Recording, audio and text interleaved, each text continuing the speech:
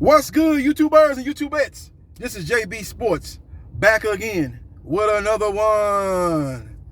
War of words between CEO of Mayweather Promotions, Ellerbe, and CEO of Golden Boy Promotion and Hall of Fame boxer Oscar De La Hoya, who's gonna make a comeback.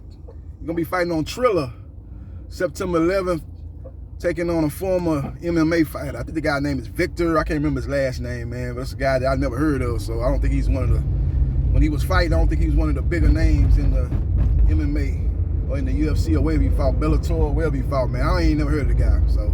But Oscar De La Hoya is making a comeback.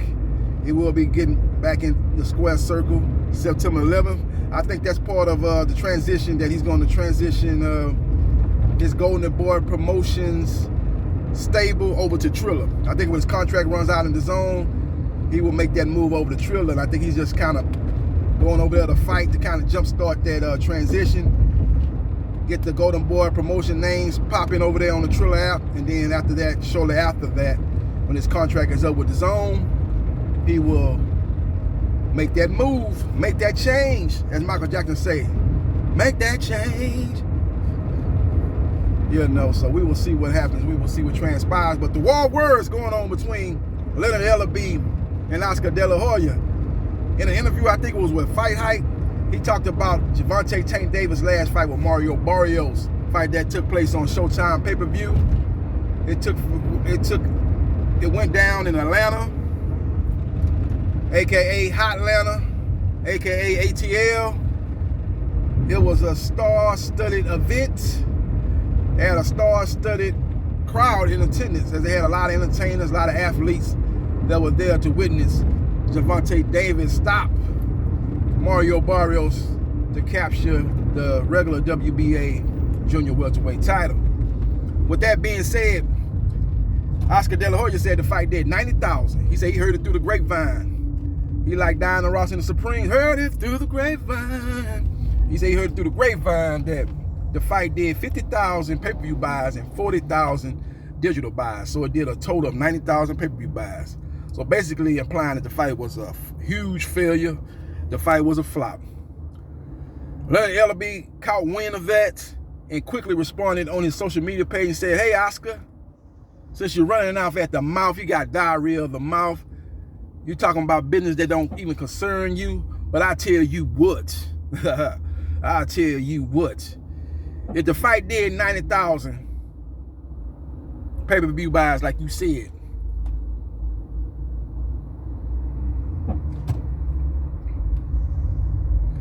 anything over 90,000 pay-per-view buys, you have to pay me $1 million per pay-per-view buy. I'm saying the fight did 215,000 pay-per-view buys at a minimum.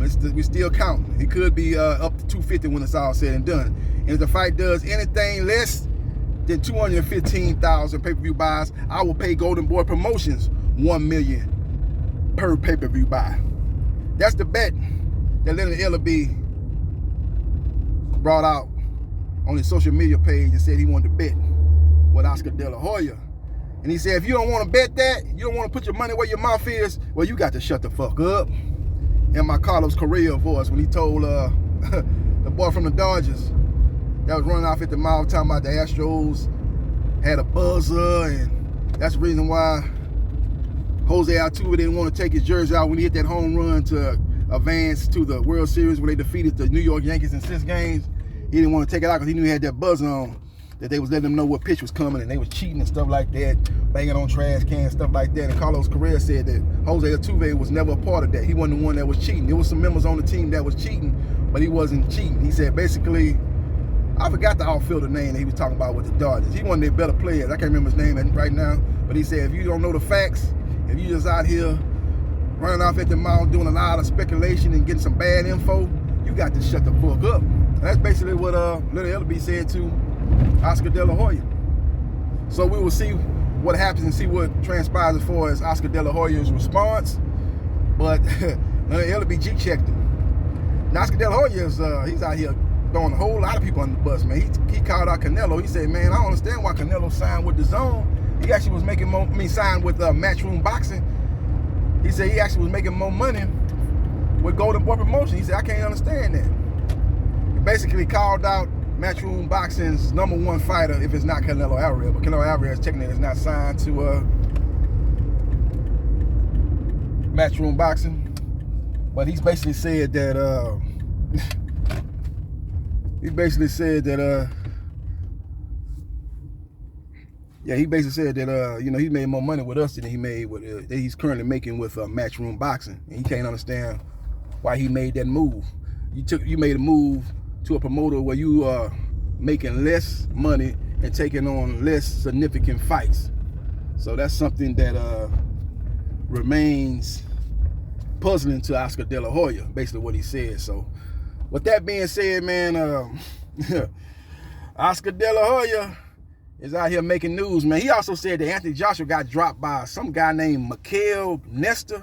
Guy I ain't never heard of. I don't even hear about him as a up-and-coming top prospect in the heavyweight division. I don't know who this guy is. I don't know if they talking about when Anthony Joshua got dropped in sparring in the lead up to the Andy Ruiz Jr. first fight up in the Big Apple, or they talking about AJ's earlier days when he had just turned pro. He got dropped by Mikhail Nestor. And if that's the case, you know, that's early in his career, man. You know, he done got better. I ain't gonna take that away from AJ. He's definitely got better.